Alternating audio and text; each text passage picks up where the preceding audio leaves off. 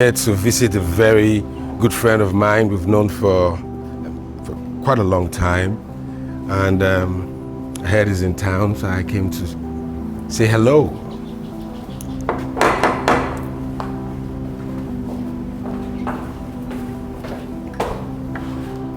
Hello. Hey, Brian. How you doing, man? I'm very well. How Good to see you. Come on in. Come on in. Thank you. Sure.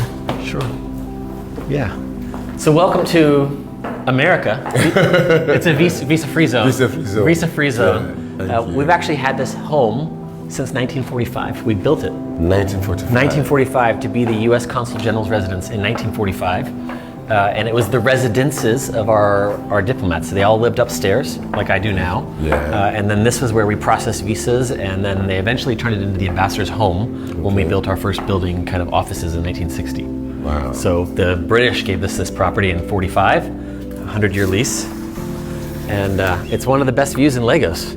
I know, right? Look at that. This is beautiful. Yeah, so a lot of history in this place. You hear stories of Walter Carrington lived here, our ambassador, in the 90s. Lots of Nigerian leaders have come and gone through here. People grew up coming to visit here, so I'll periodically meet people who are like, oh, in the 70s I was friends with the ambassador's kid and hung out and played tennis or whatever. So, it's pretty cool. This is lovely. Yeah. So how does it feel just waking up in the morning and be blessed with this scenery? It's wonderful, and you know it's got this incredible nature. We actually had it designated as a nature preserve. Okay. So we get the migratory birds that come and go. We get the African gray parrots, which are protected. Yeah. I've even seen my staff call them alligator. Alligator. Yeah, they're monitor lizards. Yeah. We've had a few of those. But my favorite is this tree. Yeah. So you know what this is? Almond, right? Yes. See? Yeah. Perfect. So I get here and I'm like, what's this tree? And the staff are like, it's fruit. That's what we call it. I used to call it fruit myself. And I pick it up and I'm like, well, I know it's fruit. Yeah. What kind of fruit? Fruit. And then I said, what kind? And they decided, well, if I say it louder, he'll understand. Fruit. No, so I had to like take a picture of it and look it up on Google. Yeah. It's tropical almond. Oh, tropical almond. And then I stupidly tried to eat one. You know, you can eat it, right? Yeah, I eat it. I used to eat it. It took me a little bit of time to figure out how to like break it and get the nuts out. Exactly. So when I was young, I am in school in Apapa.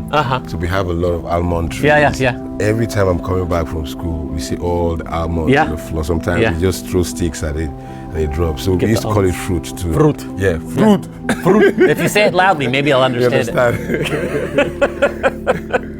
So yeah, this place has got trees that are 100 years old. 100. These amazing property and a lot of history. I mean, we have these properties around the world where we do our diplomatic engagement. Yeah. So it's sort of welcome people in, host them, and have a chance to convene and bring people together. So nice. Yeah. This is actually the biggest almond tree I've seen. Yeah. Right. Well, there's mango trees. Oh. Look at this. That tree behind the coconuts, you see the coconuts? Yeah, I see the coconut. That's a mango. That's massive. Yeah, we have 6 or 7 of those. So we bring hundreds of mangoes into the team when it's mango season. It just finished up. But the next time, please hook me up. I'll hook you up, bro. I love mangoes. No problem. Me too. Me too. Yeah. So please come on in. Yeah, thank you. Sure. So I was saying, man, you make a very good tour guide. Thank you. Yeah. Thank you. I think it's kind of part of the job of being a diplomat, right? You're going all over the world, introducing people to your country, your culture. So, can you raise up your right hand? I can. Yeah, please do that. Oh, okay. Yeah. Yeah. Now, do you solemnly affirm that everything you say is going to be the truth, the whole truth, and nothing but the truth? I do. Jollof Are we married now? Not yet. So, Nigerian jollof or Ghana jollof? Never had Ghana jollof. Don't. Okay. but I hear that jollof is different in different parts of Nigeria. Yeah, it's different. The Igbo jollof is different from the Yoruba jollof. So that's the reason it's a bit confusing. Okay. Because I don't know what tribe of the jollof rice that the person ate that made him say that Ghana jollof was better. So it depends. Okay. Yeah. And here's a question for you: jambalaya or jollof? What's the difference? I really don't know. I just started hearing of jambalaya about like 10 years ago. It never existed in my time. All right. Someone just created that stuff from, I don't know. So tell me, who's your favorite Afrobeat artist? Oh, it's got to be Thames. Thames. That voice, it got a little bit of a crush. You know, just listen to her. And on the Black Panther, when she sings "No Woman, No Cry," does a little sort of Bob Marley. Oh, just incredible. She's incredible. dope. She's one of the best. Yeah, she's one of the best. I've met a bunch of them. Fireboy, Ashake, Davido. Haven't met Burner, but they're great guys, wonderful people. You're into your Nigerian music. I know them, and I can jam to them a little bit, but Thames is the one that I just tune it in. So you've not heard my album yet? I've heard it. Yeah, good. But you know, you're not Thames, bro. I know. I was just hoping you would throw my name in there. Oh, yeah. Now, one more question. So, what's your favorite Nigerian food? And favorite Nigerian food is Moi-Moi. Moi-Moi? I love it, man. What do you eat? What do you eat with it? I can eat almost anything with it. But the few things I love to eat, Moi-Moi. I love egusi. Okay. I didn't like it the first couple times I had it, but now I love it with like a little bit of cassava swallow. That's eba. Eba, exactly. And then an egg sauce. It's something that I love eggs. And I actually used to work in a restaurant making eggs when I was a kid. You? Yeah, of course. Nice. I had like humble a summer job. We all do. Come on, man. Frying omelets. So egg sauce, like a little bit of spice. Moi-Moi reminds me of refried beans in the U.S. Yeah. Like that bean. But normally out here, so you just eat your Moi-Moi alone? I'll get it anywhere. I'll get it like at someone's house. I'll get it when I go out to a restaurant. Even when I stop at Chicken Out, I'll get Moi-Moi. That's interesting. Yeah. And where is the best place that like your best place to travel to in Nigeria? I've traveled all over. I think one of the places that impacted me the most was we went to Osun-Osogbo. Osogbo, yeah. And visited the sacred grove there and got to see sort of like some of the deep cultural ties there. And actually, the embassy sponsored a project to do some restoration of one of the shrines. We got to go with the sort of the keeper of the grove and explore. You're not scared? No, it was amazing. It was incredible. I got to see the sort of the shrine to Osun and learn a little bit about the difference between Osun and Mamiwata. Yeah. It was really, really interesting. It's really interesting. You guys, like, I will never do anything like that. You're scared? Yeah. You guys are brave. Well, I was invited. That's where I got my Yoruba name. What's your Yoruba name? It's Oluwatobi. Oluwatobi. Yeah, which means God is great. Nice. Yeah. So I can call you Toby. You can call me Toby. Toby! Yeah. Yeah. So, yeah, the dancing governor gave me that name. So interesting. Kind of into it. And he didn't teach me to dance because I'm a terrible dancer. But no, it's fine. Yeah. Because I don't know if it's a stereotype, but people say that, white guys can't dance. Is it true? I can't dance. In fact, there's like a very specific rule that my wife has of no video will be taken of me dancing. Okay. She says I dance with my face. But I love watching people dance. She's a wonderful dancer. Okay. I don't, no talent. But I have to say, like, watching the musicians and the talent here, it is absolutely incredible. I noticed that you're talking about talent. We know we have a lot of talented kids in terms of the music, in terms of, art, and in tech as well. I know you have a lot of interest in tech. Yeah. Absolutely. No, I think tech is one of those areas where Nigeria is thriving and booming and about to explode. And it's based on the incredible talent of Nigeria's youth and that entrepreneurial spirit. I've never met a Nigerian who sees a problem in front of them that they don't think they can somehow get over, get around, dig under, maybe turn around, pick it up, sell it to someone. That entrepreneurial spirit, it's actually very similar to the American spirit, I believe. I think it's what ties our connections between our countries. But in the tech space, if you're willing to learn and study and create, you can add incredible value to the economy and then diversify this economy, right? Nigeria's tech economy accounts for 22% of GDP. It's 3 times more than oil and gas. Oil and gas is less than 7% of GDP in Nigeria.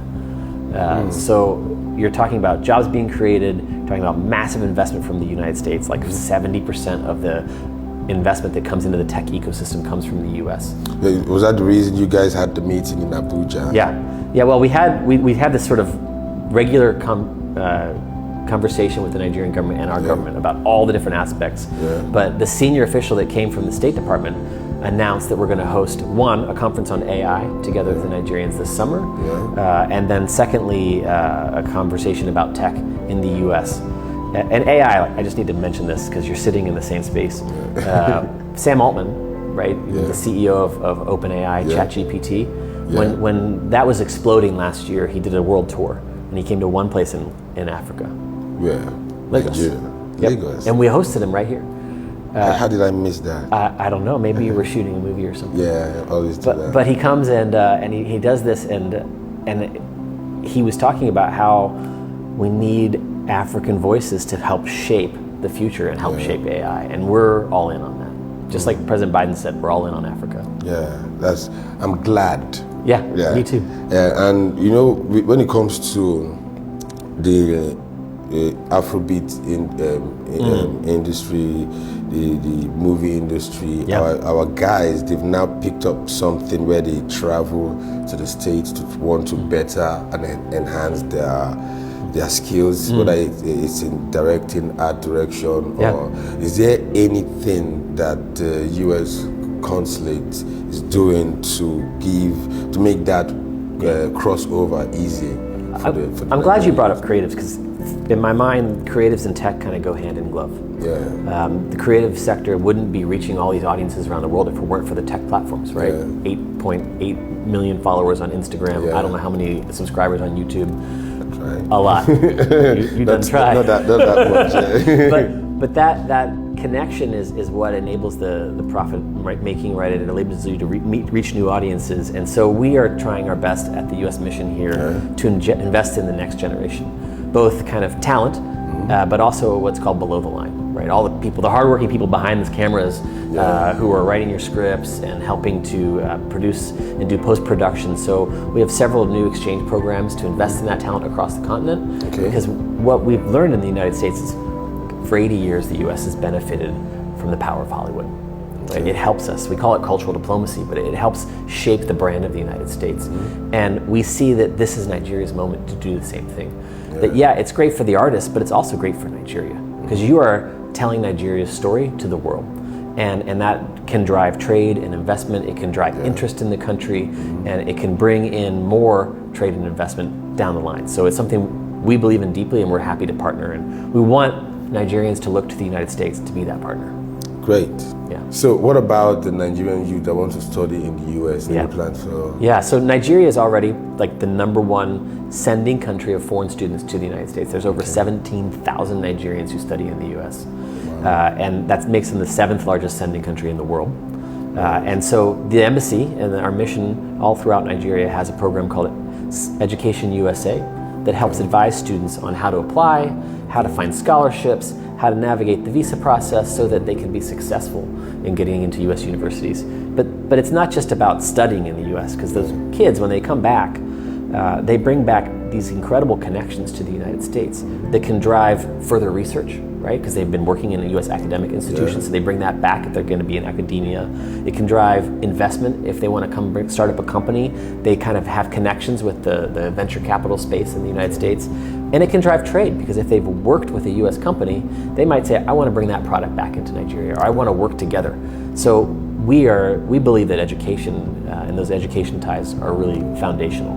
And I can see it every day. The people who are founding these tech unicorns, a lot of them studied in the US, right? The diaspora, there's 700,000 Nigerians who live and work in the United States. 700,000. They are the single most successful, when it comes to academic levels and income levels, diaspora group in the US. Wow. They're the ones that fill the stadiums when you come. Really? Right? Yeah. That Nigerian diaspora, you got to tap into that, man. I'm trying to. I'm really trying to. Because they're the ones that, and they are telling Nigeria's story to America every day. And in actual fact, it has helped our own industry, because because of the fact that most people, I won't say migrating, but moving down to the States, coming back and forth. Whenever we do our tours, we try as much as possible to do it around the summer period, because we know that we've got the Nigerians in the US and the Nigerians coming for a holiday, so it's an easy kill for us. Now, my last question. All right. What's your favorite TV show? Honestly, anything but Flatmates. Really? No, I love it, man. I love it. It's high comedy. Whew. Thank you Flatness is the best. Well, thank you very much. Thanks for having me. I really appreciate what you guys are doing for the industry, the music industry, the creative space, and even with the youths, with the whole education, and especially the tech